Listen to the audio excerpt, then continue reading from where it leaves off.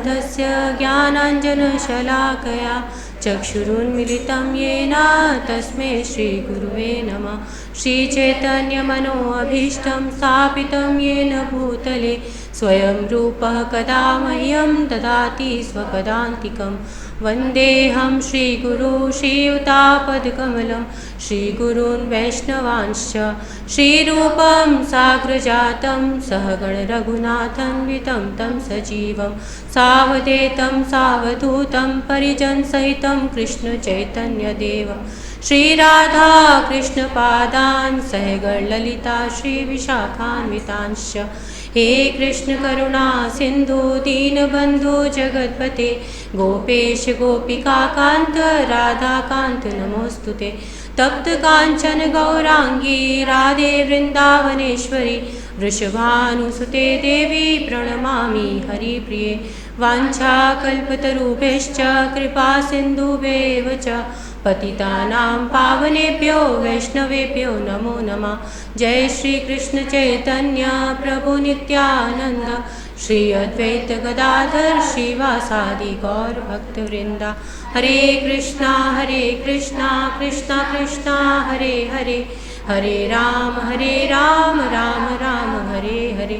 नमो विष्णुपादाय कृष्णपृष्ठाय भूतले श्रीमते भक्तिवेदांत स्वामिनिति नामिने।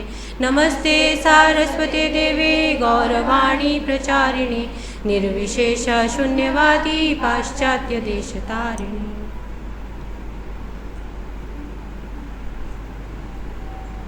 हरे कृष्ण। तो आज का एक टॉपिक हमारा है कंठी माला। उसमें पहला प्रश्न मैं आप लोगों से पूछना चाहती हूँ, ठीक है? सब तैयार है? ओके। कैसे पहचानेंगे कि कोई वैष्णव कौन है? हैंड रेज कीजिए।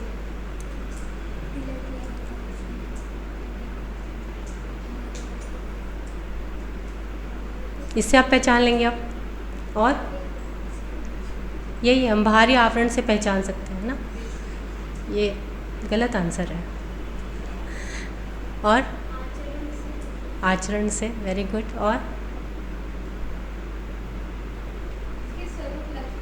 स्वरूप, उसका स्वरूप हम बाहर से कैसा दिखता है वो। एक्चुअली वैष्णव को उसकी क्रिया मुद्रा से नहीं जाना जा सकता, ठीक है? ये जो आपको वैष्णव सदाचार यहाँ पे सिखाया जा रहा है, ये दूसरों को चेक करने के लिए नहीं है। ये सिर्फ आपको अपने आप को सिखाने के लिए है। ये क्लास किसके लिए हो रहा है? मेरे लिए। वैष्णव एडिकेट्स किसी और को चेक करने के लिए जाएंगे तो आप अपराध कर बैठेंगे, क्योंकि हम देखेंगे अरे ये तो ऐसा नहीं कर रहा है, तो क्या हो जाएगा? हमें अपराध लग जाएगा। इसलिए जो ये सब सिखाया जा रहा है आपको वैष्णव एडिकेट्स, ये सब लोग इस लेवल पे सीखिए कि ये मेरे को सिखाया जा रहा है, मुझे इसको अप्लाई करना है, ठीक है? इसको दूसरों को चेक करने के लिए यूज़ मत कीजिएगा, नहीं तो बहुत बड़ा अपराध लगता रहेगा आप लोग को, ठीक है?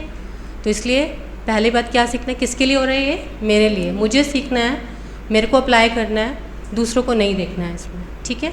डू एंड डोंट्स किसके लिए है? मेरे लिए, ठीक है? क्योंकि कई बार ऐसा होता है, बहुत सारे वैष्णव बहुत सारे गुण होते हैं, पर हम लोग का तो अभी दृष्टिकोण उतना नहीं है, तो हम कैसे देखेंगे उनको, कैसे पहचान पाएंगे? हो सकता है कोई बहुत आपके सामने कोई लड़की आ रही हो जिसने बहुत सुंदर ड्रेसअप पहना हुआ है, और जब आके आपके पास में खड़ी हो और आपने उसको स्माइल किया और वो आप पे चिल्लाने लगी, आप सोचोगे कैसी लड़की है ये, बेकार एकदम, है ना? ऐसा मन में आएगा ना आपके।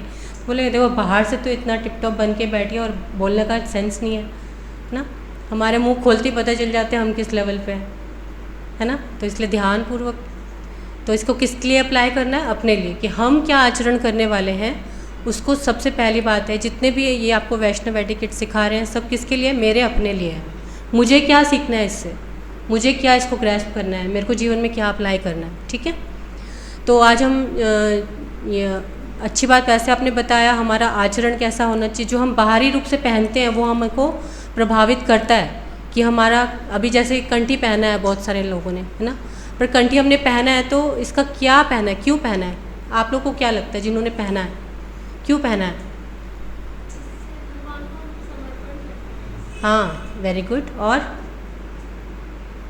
समर्पण का क्या मतलब? सरेंडर करते हैं ना भगवान की सेवा में, अपने आप को भगवान की सेवा के लिए सरेंडर करते हैं कि अब से जो भी हम कार्य करेंगे वो हाँ, भगवान की प्रसन्नता के लिए जब हम कार्य करने को बोलते हैं तो उसको हम सरेंडर बोलते हैं। बहुत अच्छा है। और शरणागति को अगर हम समझने का प्रयास करें कि हम भगवान को शरणागत हुए हैं, इसके हरि भक्ति विलास 11.676 के अंदर 6 लक्षण ऐसे बताए गए हैं। क्या लक्षण है? 6। आपको ध्यान से सुनना है ताकि हमको जीवन में इसको अप्लाई करना पड़ेगा। अगर हम ये सोच रहे हैं कि हमने सरेंडर किया तो आप अपने आप को, हम सबको चेक करना है कि क्या इन 6 इन पॉइंट्स को हम क्या जीवन में उतार रहे हैं कि नहीं उतार रहे हैं। शरणागति तो ठीक है, पर शरणागति पता भी होना चाहिए ना, उसको बोलते क्यों हैं, क्या बोल रहे हैं, किसको बोलते हैं शरणागत होना, ठीक है ना। तो उसके 6 लक्षण में पहला लक्षण है कि जो भक्ति के अनुकूल कार्य हैं उन्हीं को करना, पहला। सेकंड, जो भक्ति के प्रतिकूल हो उसको छोड़ देना। प्रतिकूल जो हमारे भक्ति के अनुकूल नहीं है, जो ऐसा कार्य हमें लगता है कि अगर हम ये करेंगे तो भक्ति और भगवान को अच्छा नहीं लगेगा ये काम करना, ना।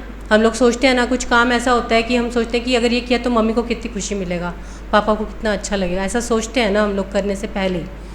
ऐसे ही जब हम ये सोचने लगेंगे कि ये कार्य हम कर रहे हैं तो एक भगवान को अच्छा लगेगा कि नहीं लगेगा, तो दूसरा क्या हुआ, पहला क्या हुआ, अनुकूल कार्य को स्वीकार करना और प्रतिकूल कार्य को छोड़ देना, ठीक है। तीसरा है कि हमें पूर्ण विश्वास हो कि भगवान हमारी रक्षा करेंगे। होता है ना, छोटे बच्चे को कोई ऐसे उछालता भी है तो वो आराम से खेलता है, हंसता है। वो ऐसे किसी को उछाल के देखो, डर जाएगा ना वो, पर बच्चा क्या स्माइल करता है, क्यों, उसको पता है उसकी मम्मी नीचे कैच कर लेंगी उसको, ऐसे करा है, पर इतना है उसको सिक्योरिटी का पता रहता है ना। तो तीसरा लक्षण क्या, हमें पूर्ण विश्वास होना चाहिए कि भगवान हमारी रक्षा करेंगे। चौथा होता है कि हमें पूरी तरह से भगवान पर ही निर्भर रहना है ना, कि हम जो भी कर रहे हैं भगवान, हम आपके ऊपर सब, जो आप करोगे ठीक है हमारे लिए। होता है ना, छोटा बच्चा है, उसको अगर सर्दी आई है तो उसको चिंता करना पड़ता है क्या, कि अभी हमें स्वेटर लेने जाना है या कुछ करना है, नहीं ना, उसकी मम्मी अपने आप ही उसके लिए सब टेक केयर करती है। ऐसे भी भक्त लोग जो होते हैं वो पूर्णतः भगवान के ऊपर निर्भर रहते हैं कि आप जो करोगे ठीक है हमारे लिए, सही कर रहे हो तो भी ठीक है। कई बार क्या मम्मी थप्पड़ भी लगाती है गलत काम किया है तो, है ना, तो इसका मतलब क्या हमारे दुश्मन है वो? नहीं, वो चाहते हैं कि हम उस गलत कार्य को ना करें, हमारे साथ कुछ गलत ना हो जाए, इसकी चिंता होती है उन लोग को। इसी तरह भगवान भी, हम बहुत सारे डिमांड्स भगवान की, ये दे दो, ये दे दो, ये दे दो, है ना, पर भगवान हमें क्या देते हैं, जो हमारी आवश्यकता है। अगर हमारे लिए अच्छा नहीं है तो भगवान उसको हमें नहीं देंगे। तो इसलिए हमें जो भी निर्भर किस पे रहना है, हमें टोटली भगवान के ऊपर। कितने हो गए? 4। ओके। 5वां क्या है, हमें भगवान की सेवा करने के अलावा और कोई इच्छा नहीं होना चाहिए। अभी हमारी बहुत सारी इच्छाएं रहती हैं, क्या है ऐसा हमारे पास कि हमारे पास और कोई इच्छा ना हो? हमारा वीडियो बना गया, अभी और कुछ वीडियो नहीं बनना चाहिए किसी और का, क्योंकि हमारा वैल्यू कम हो जाएगा, ऐसा तो नहीं आता दिमाग में ना। क्या करना है हमें, क्या ओनली हमें क्या, अन्य अभिलाषिता शून्यम ज्ञान कर्म आदि अनावृतम अनुकूलेन कृष्णानुशीलनम भक्तिरुत्तमा। उत्तम भक्ति वही है जिसमें हम ओनली भगवान की प्रसन्नता के लिए कार्य करने का प्रयास करें, ठीक है। और लास्ट पॉइंट है विनम्रता और दूसरों के प्रति दया। ये लोग है लास्ट, कि हमें ये सब हमारे, हो सकता है हमारे अंदर कुछ गुण भी हैं, हो सकता है हम बहुत अच्छा कीर्तन करते हैं, हो सकता है हम बहुत अच्छा लेक्चर देते हैं, हो सकता है हमारे अंदर बहुत सारा डेकोरेशन करने का गुण है। तो जो भी गुण है उस गुणों के अंदर उसको सोच करके क्या हमारे अंदर अहंकार बढ़ रहा है या हमारे अंदर विनम्रता आ रहा है। विनम्रता का क्या मतलब, हाँ, हम अपने को छोटा समझें, इस चीज़ को है, छोटा समझेंगे तो इसका मतलब क्या करेंगे, हम सबको रिस्पेक्ट करेंगे, है ना। और दया भाव का क्या मतलब, कि जो हमें आता है दूसरों के साथ शेयर करेंगे। हमें भी किसी ने, यहाँ पे हम भी पहली बार आए थे तो किसी ने हमें स्वीकार किया था, हमें सिखाया था, हमें कोई सेवा में लगाया था, है ना। तो ऐसे हम लोग भी जितने आपके साथ आ रहे हैं, अगर प्रभुपाद ऐसा ना करते तो क्या होता। 70 साल की आज के आपके घर में भी कोई होंगे 70 ईयर्स की एज के आसपास, क्या टारगेट रहता है जीवन का उन लोग का, बाथरूम तक पहुंच जाए बस, इतना ही रहता है। प्रभुपाद जी 70 साल की उम्र में छोड़ करके सब लोग कहाँ गए, अमेरिका चले गए, हम लोग पर कृपा करने के लिए और गुरु की आज्ञा को फॉलो करने के लिए, है ना। तो हमें अगर शरणागति का, अगर हम आध्यात्मिक उन्नति करना चाहते हैं, हम अपने आप को याद रखना चाहते हैं कि हम क्या हैं। प्रभुपाद जी से सूरत 1970 के अंदर किसी ने प्रश्न किया, किसी ने, कि आप कंठी क्यों पहनते हैं, ये सब लोग, क्या आपके जितने डिसाइपल्स सब ने कंठी पहना है। तो प्रभुपाद जी ने बोला कि जो घर में कोई पालतू पशु रखता है तो उसके गले में एक पट्टा बांधा जाता है ना। तो ऐसे ही हम भी भगवान के पालतू हैं, इस चीज़ को हम याद अपने आप को रखने के लिए पहनते हैं और जानबूझ के इसके गले में धारण करते हैं ताकि सबको दिखे। सबको दिखेगा तो हमें भी तो कोई याद दिलाएगा, है ना। मेरे कज़न थे, वो कहीं गए ऐसे प्रसाद पाने के लिए, कहीं गए हुए थे बाहर, तो वहाँ लिखा था वैष्णव ढाबा, बिना प्याज लहसुन का सब मिलता है वहाँ पे। तो वो चले गए, वो सोचे अभी कुछ नहीं मिल रहा है तो यहाँ पे कुछ ले सकते हैं। तो वो गए, तो उन्होंने बोला देखो भैया, उस दुकानदार ने उनको बोला कि भैया ठीक है, हम प्याज लहसुन तो नहीं डाल रहे हैं, पर जो मसाले डालते हैं ना उसके अंदर होता है, आपका नियम टूट जाएगा, इसलिए आप प्लीज़ मत लो। किसने याद दिलाया? इस कंठी ने, सामने वाले ने हमें याद दिला दिया, भैया कंठी पहनी है, इस नियम को फॉलो करना है ना। तो कंठी पहन के हम क्या करते हैं, हमें आध्यात्मिक उन्नति के लिए हमें प्रोग्रेस मिलता है, हम भक्ति अपनी दृढ़तापूर्वक कर सकते हैं। दूसरा, हम गलत कार्य करने से रोक सकते हैं, कोई और भी हमें रोकेगा, आप ये मत करो, है ना। हम रिप्रेजेंट किसको कर रहे हैं? अपने आचरण से, व्यवहार से। जैसा आपने अच्छी बात बोली, पर वो अपने लिए अप्लाई करना है। हम ऐसा कुछ तो नहीं कर रहे, हमारा ड्रेसअप तो अच्छा है पर हमारा आचरण कैसा है, वो सब हमें इसमें प्रेजेंट होना चाहिए। क्या ये सब हम कार्य कर रहे हैं उससे हमारी भक्ति बढ़ रही है कि कम हो रही है? ये 3 चीज़ों का आप ध्यान रखिए, ठीक है। तो इससे हम लोग इस चीज़ के लिए प्रोग्रेस कर पाएंगे। जब हम भगवान को भोगा ऑफर करते हैं, है ना, तो हमने बहुत अच्छा 56 भोग बनाया पर उसमें तुलसी जी नहीं डाली, तो क्या होगा? भगवान स्वीकार करेंगे? नहीं करेंगे उसे। तो हमने भी इसको इसीलिए पहना है कि भगवान आप हमें जैसे जैसे हैं आप हमें स्वीकार कर लो। ऐसा मन में भाव आना चाहिए कि भगवान हमने क्या किया है, तुलसी जी को अपने ऊपर धारण कर लिया है, अभी आप हमें जैसे भी हैं आप हमें स्वीकार कीजिए। क्योंकि तुलसी कैसी है? माता के बराबर है। कोई बच्चा ऐसे गिर जाता है ना कीचड़ में या मलमूत्र कर दिया, अभी पापा भी नहीं उठाएंगे उसे, अभी इसको थोड़ा कोई नहीं, कोई टच नहीं करेगा उसे। मदर के अलावा कोई टच करता है? कोई टच नहीं करता। तो मदर क्या करेगी? उसको अच्छे से नहला धुला के, पाउडर लगा के, अच्छे सुंदर कपड़े पहना देती है ना, तो फिर सारे उसको ले जाएंगे। पापा भी क्या, पूरे परिवार वाले उसको उठाते हैं, है ना, अच्छा से किस करेंगे, उसको हग करेंगे, प्यार करेंगे उसको, है ना। पर जब तक गंदा होता तब तक उसे कोई नहीं उठा रहा। पर तुलसी महारानी हमारी माता के जैसे हैं। हमने बहुत सारे ऐसे पाप कर्म किए हैं, पता नहीं कितने जन्मों से हमारे अंदर कलुष भरे पड़े हैं, पर तुलसी माता क्या करती है, फिर भी हमें स्वीकार कर लेती है। हम उनको ग्रहण करते हैं तो क्या करती है, हमारे सारे पाप बोलते कोई बात नहीं, इनको स्वीकार कर लो, मैं हूँ इनके साथ। पर इसके साथ हमें भी सोचना है कि हमने कंठी पहनी है तो हमारे गले के अंदर कोई ऐसी चीज़ ना जाए जो कृष्ण को पसंद नहीं है। कहाँ है? गले के नीचे क्या आता है? हार्ट ना। नीलकंठ देखे आपने? नीलकंठ किसको बोलते हैं? नीलकंठ शिव जी को। तो उन्होंने जहर सबकी पूरी सृष्टि को बचाने के लिए जहर तो पी लिया, पर यहीं पे रोक दिया उसको। क्यों रोका यहाँ पर? हाँ, उन्होंने बोला कि मेरे हृदय के अंदर तो राम विश्राम करते हैं, इसलिए मैं इसको नीचे नहीं ले जा सकता। तो हमने भी कंठी धारण किया है, इसका मतलब हम भी कुछ ऐसी चीज़ नहीं खाएंगे आज के बाद कि जो भगवान को पसंद ना हो। हम ऐसा कुछ बोलेंगे नहीं, हमारे अंदर से कुछ ऐसा निकलेगा नहीं कि जो भगवान को पसंद ना हो। अगली बार हम सब ध्यान रखेंगे। ये सब कर रहे हैं, हम किसी को ऐसा वर्ड तो नहीं बोल रहे हैं जो कृष्ण को पसंद नहीं है। क्योंकि वैष्णव होते हैं जो लोग कंठी और 12 तिलक रोज़ धारण करते हैं, उनको क्या बोलते हैं? कृष्ण के भक्त होते हैं और उनको वैष्णव बोला जाता है। अब वैष्णव जैसा हमें आचरण करना है ना, तो वैष्णव हमें बनना है, तो हमें ये सब बातें हम लोग को सीखना है कि हम भी अब भगवान को ऑफर हो गए। आपने किसी ने अभय चरण देखा हो तो देखें बचपन का, जब प्रभुपाद जी को बहुत बीमार टाइफाइड हो जाता है तो उनके पिता क्या करते हैं, उनको यहाँ पे तुलसी दल करके ऑफ़र कर देते हैं कृष्ण को, जाओ। अगर हमने पहन लिया इसका मतलब हमने अपने आप को कृष्ण आपको दे दिया, अभी अब जैसे भी आप संभालो। हमारे अंदर हमारे को शक्ति दो कि हम ऐसे गुणों को डेवलप कर पाएँ हम लोग, ठीक है। और क्या फ़ायदा है? ये तो हो गया, ठीक है, हमने सरेंडर किया, पर हमें कुछ तो मिलना चाहिए ना। ऐसे थोड़ी ना ऐसे डाल लिया हमने, कुछ और तो पता चले और क्या फ़ायदा है इसको पहनने का ना। ये तो सारा हमारे को कंडीशन पे आ गया कि हमें क्या करना है, पर हमें मिलेगा क्या ये भी तो पता होना चाहिए।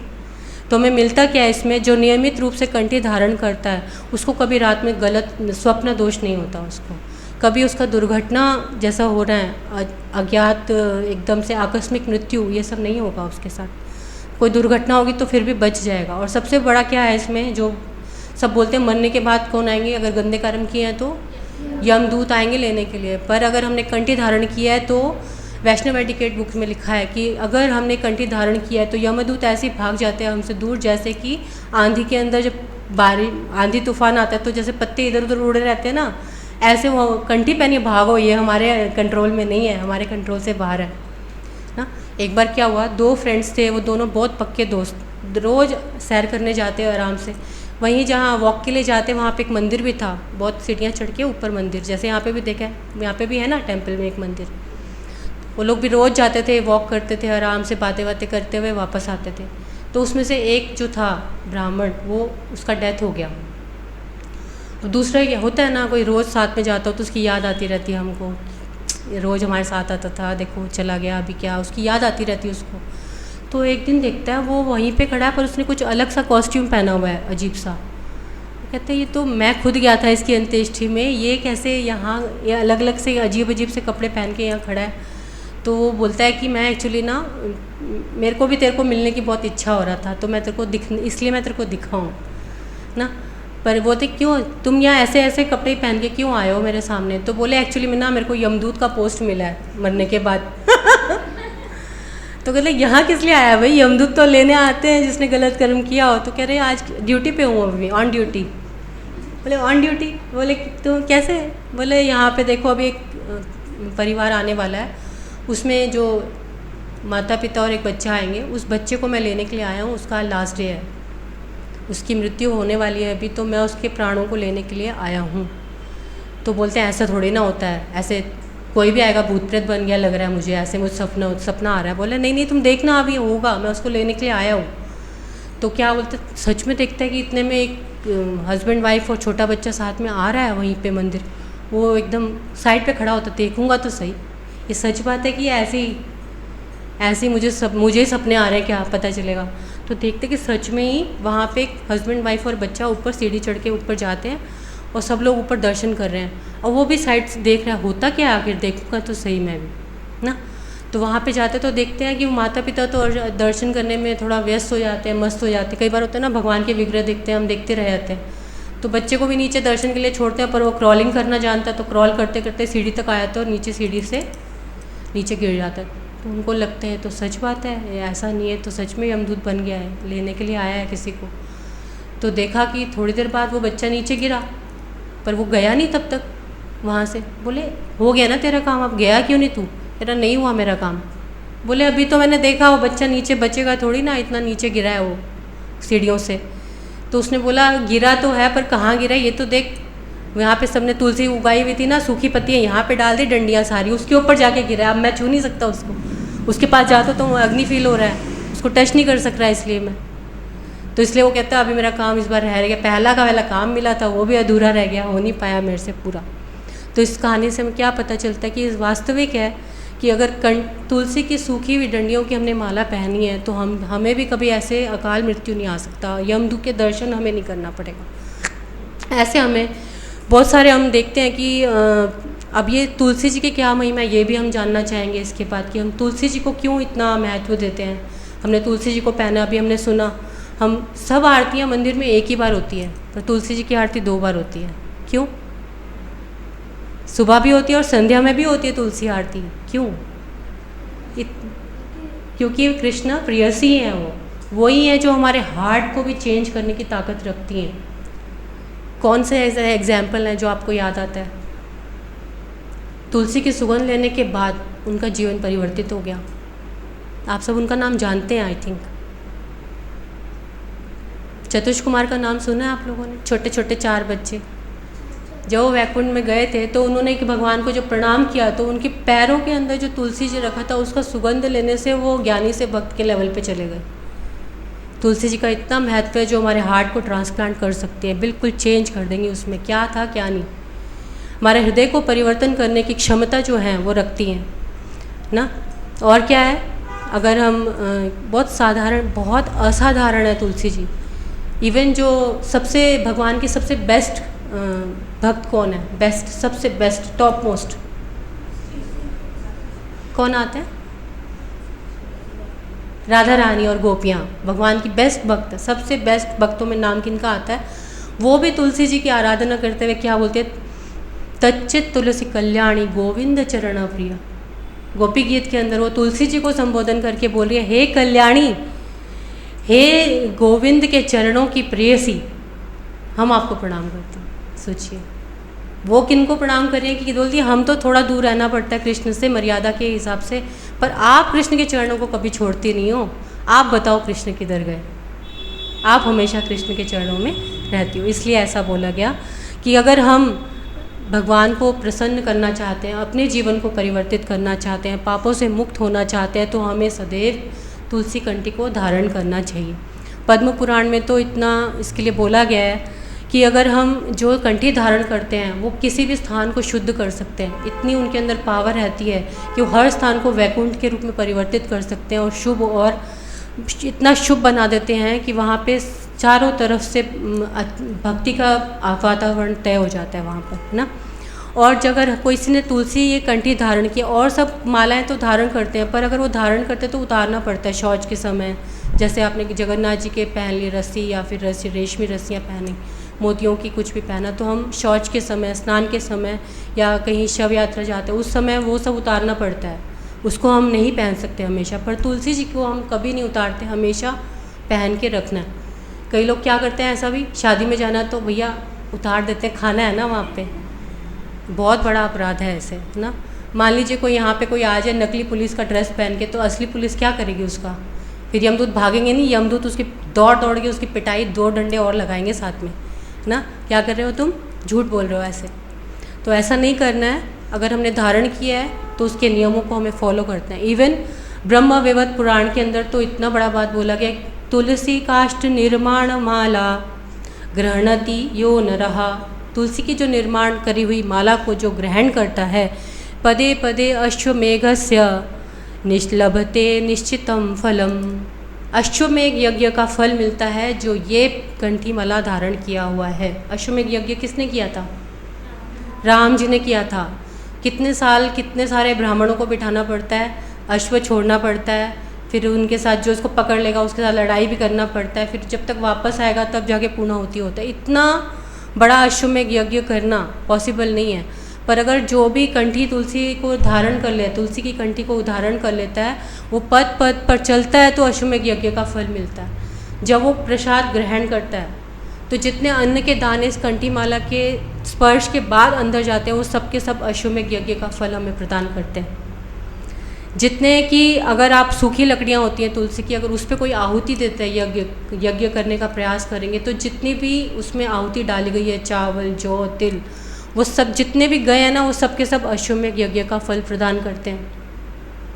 और अगर तुलसी जी को घीस के चंदन के साथ कोई भगवान को अगर लेप कर दे, उसका लगाते हैं ना हम अक्षय तृतीया पे भगवान को ठंडा करने के लिए, ऐसा अगर तुलसी उसको क्या बोलते हैं, हरी चंदन, हरी है ना, हरी चंदन को अगर घिस करके अगर भगवान को लेप कर दिया जाए तो भगवान इतने प्रसन्न होते हैं कि अपने दिव्य लोक में जो जाते हैं ना हम लोग, तो हमारा आलिंगन करते हैं भगवान। तो यहाँ पे भी फ़ायदा, आगे भी फ़ायदा ही फ़ायदा, है ना। स्कंद पुराण में तो बोला गया है, जो भी गोपी चंदन को धारण करता है उसको यमराज के दर्शन कभी नहीं करने पड़ते, कभी वो नर्क नहीं जाता, ना। तो इतना सब होने के बाद, और हरि भक्ति विलास में तो इतनी बड़ी बात लिखा है इसमें, महाप्रसाद जननी अखंड सौभाग्य वर्धनी। अखंड सौभाग्य प्रदान करने वाली है कौन, महाप्रसाद की रूप, महाप्रसाद मतलब कल्याण, कल्याण प्रदान करने वाली जो तुलसी माती है। और क्या करती हैं तुलसी जी हमारे साथ, आदि व्याधि हरि नित्यम तुलसी त्वाम नमोस्तुते। इतना जितने भी हमारे शरीर के अंदर जितने कष्ट हो, व्याधियाँ हो, दोष हो, सबको तुलसी जी क्या करती हैं, ख़त्म कर देती हैं अपने साथ में लाने के लिए।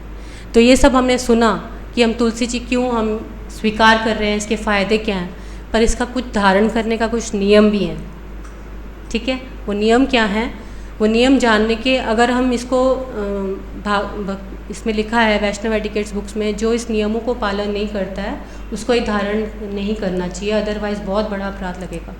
अगर आपने धारण कर लिया और नियमों को फॉलो नहीं कर रहे तो इसके 5 नियम हैं इसको फॉलो करने के, और वो सब ऑलमोस्ट आप लोग कर रहे हैं और आप लोग जानते भी हैं। सरल नियम है, आप लोग को पता है।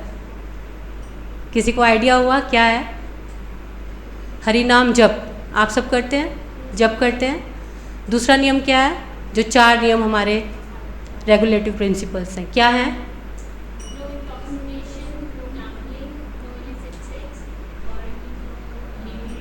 मीट ईटिंग, हमें मांसाहार नहीं करना। मांसाहार का क्या मतलब, क्या क्या आता है उसके अंदर,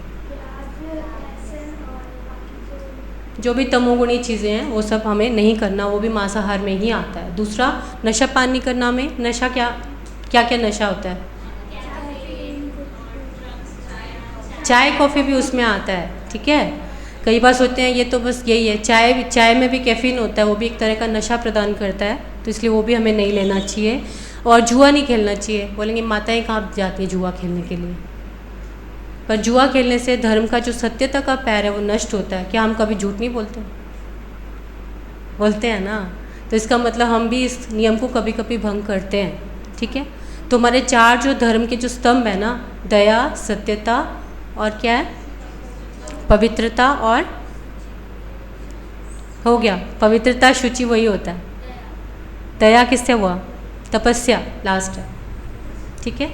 तपस्या किस चीज़ से? दया। तपस्या कब करते हैं? जब हम नशा पान नहीं करते तो तपस्या का हम उस धर्म के पैर को रखते हैं। जुआ करते हैं तो सत्यता का हम धर्म का पैर को फॉलो करते हैं। और अगर हम मांसाहार नहीं करते तो दया का।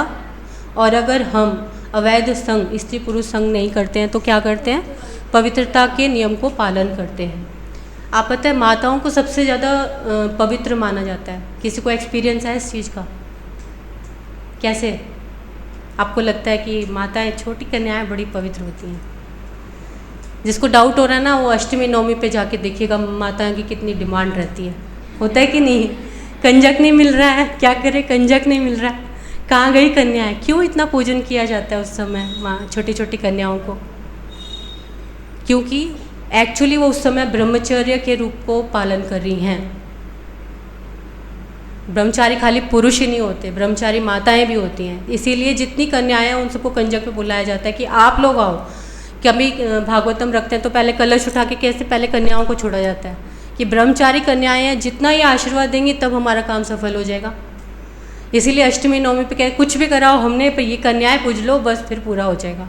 कितना बड़ा महत्व रखती हैं, कितना आप लोग को कितना पवित्र माना जाता है कि हम इस पवित्रता को, जिता मित्र प्रभु जी तो बहुत स्ट्रॉन्ग लाइंस बोलते हैं भगवत गीता के अनुवाद के लिए कि अगर जो माताएं हैं वो अपनी पवित्रता को बनाए रखते हुए, अभी जो है अभी आप उस चीज़ को सीख रही हैं पवित्रता को मेंटेन करने के लिए, आगे आपको उस चीज़ को दिखाना है। अभी जो आगे आने वाला समय, आप स्कूल, कॉलेज, शादी के बाद नेक्स्ट जगह जाने वाले हैं, उस पवित्रता को कितना आप मेंटेन कर पाएंगे, उसके बाद आप पूरे समाज में अपनी पवित्रता को स्प्रेड कर सकते हैं। आप लोग के पास वो ताकत है कि जो आप समाज को इतना अच्छा समाज देने का जिम्मेदारी आप लोग का है। अच्छी माता होती है वही अच्छे संस्कार देती है। अगर सुनीति माता नहीं, अगर उनको गलत सही गाइड नहीं करते तो क्या हो सकता ध्रुव महाराज इस तरह के लेवल पे जा पाते? तो इसलिए हमें सबसे ज़्यादा इम्पॉर्टेंट क्या है कि हम अपनी पवित्रता को बनाए रखें और पवित्रता को मेंटेन रखें और आगे हम उसको स्प्रेड पे लें। जितने हमारे आगे जो भी हमारे संपर्क में आए वो सब भी हमारी पवित्रता से प्रभावित हो। वो कब होगा? जब हम आज अपने को इतना, जो दीपक जलता होगा वही सबको रोशनी प्रदान करेगा ना। तो इसलिए हमें बहुत इस चीज़ को ध्यान रखना है। ऐसी कोई माताएं का नाम आप लोग को भागवतम में याद आता है कि जिन्होंने अपनी पवित्रता को बना के रखा और आज उनका नाम स्वर्ण अक्षरों के भागवत के अंदर लिखा गया है? बताइए आप में से। कुंती महारानी, बहुत कष्ट आया पर उन्होंने कभी भी अपने को गिरने नहीं दिया अपने पद से, ठीक है। और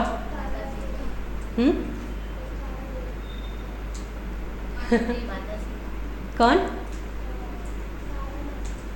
तारा। तारा रामायण में आती है, मैंने भागवतम का पूछा। ठीक है, भागवतम से बताइए। उसमें भी है सीता जी, रामायण में बहुत सारे ऐसे कौशल्या, सब राम तो चाहते हैं पर उसके पहले आपको कौशल्या बनना पड़ेगा। द्रौपदी महारानी, बहुत अच्छा। और देवहूति, करदम ऋषि की इतना तपस्या किया उन्होंने, उसके बाद में एक बार भी कुछ प्रॉब्लम क्रिएट नहीं किया अपनी। कितना सोचो, राजा की लड़की हो और उसको कहाँ किसी मुनि के पास छोड़ दिया और वो देखता ही नहीं उनकी तरफ, फिर भी वो सेवा करी चली जा रही है उनकी। और अनुसुईया माँ का नाम रामायण में सुना है आप लोगों ने ना? कितना बड़ा उनकी पवित्रता की परीक्षा लेने के लिए किसको आना पड़ा? ब्रह्मा, विष्णु, महेश, तीनों के तीनों उनके सतीत्व की, उनकी पवित्रता की परीक्षा लेने के लिए आए। और उन्होंने भी क्या किया? अपनी तपस्या के, अपनी पवित्रता के बल पे जल लिया और तीनों को एक बच्चा बना दिया। लो, और बच्चा बुला के अपने पालने में झुला रहे हैं। पहले अब कहाँ है? तो उन्होंने बोला ऐसा कि कुछ ऐसा कि उनको कैसा दुग्धपान करना है। बताइए दुग्धपान, स्तनपान कैसे करा सकते हैं? माताएं कभी किसी के सामने तो ऐसा नहीं कर सकते, बच्चे को ही पिला सकते बस। तो उन्होंने क्या किया, ब्रह्मा विष्णु महेश तीनों को बच्चा बना दिया। अब पालने में झुला रही हैं। अब तीनों माताएं आई हैं, हमारे पति देव कहाँ गए? बोले पालने में ले जाओ। नहीं दूंगी भी नहीं, अभी तीनों मेरे हैं। तो भगवान को क्या बनना, दत्तात्रेय के रूप में अपना एक तीनों को एक स्वरूप उनको छोड़ना पड़ा उनके पास। तो अगर आप लोग अपनी पवित्रता को बनाए रखेंगे तो आप ऐसे आगे पूरे समाज को पवित्र बनाने की ताकत रखते हैं। तो इसलिए बहुत इसमें शुद्ध लिखा गया है, अगर हम कंठी माला धारण करते हैं तो हम स्वयं को एक अच्छे भक्त के रूप में प्रस्तुत करें, है ना। हमने गुण इनके सुने कि हम इस जीवन में उतारें, भगवान की सेवा के प्रति अपने भाव को बढ़ाएं। Thank you so much. Hare Krishna. किसी का कोई प्रश्न है तो पूछिए।